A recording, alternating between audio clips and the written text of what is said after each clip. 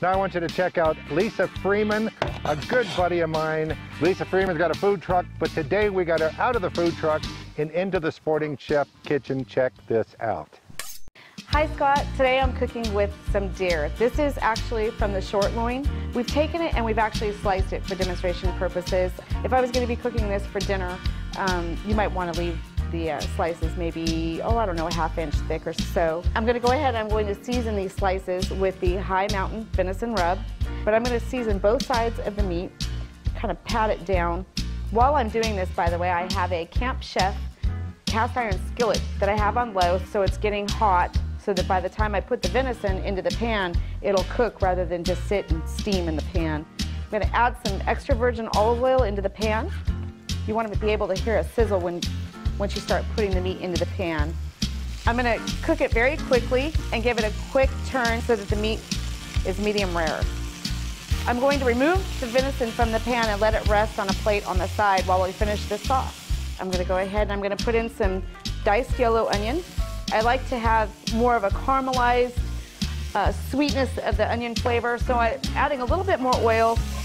You don't need a lot of ingredients, you just need several good ingredients, and also the techniques you use to get the best flavor out of your ingredients will result in the best flavored recipe you can make.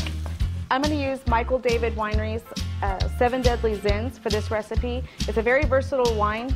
It's also very readily available across the country, so viewers should be able to find it. I'm going to reduce that down. I'm going to throw in a little bit of garlic at the end while I'm reducing it, a little more wine.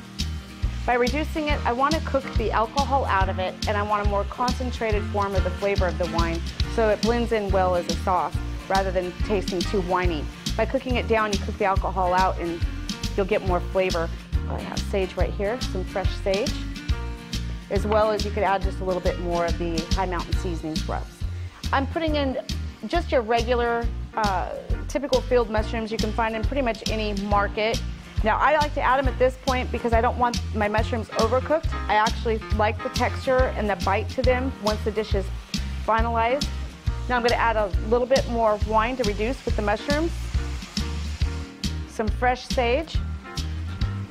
Using this Camp Chef cast iron skillet, I'm going to go ahead and just ladle this pan sauce right on top of these venison steaks.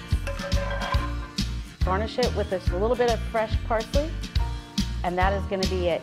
Not a lot of ingredients, don't need to overcomplicate it, just a handful of really good quality ingredients, good technique, and you should have something fabulous to put on the table for your friends and family.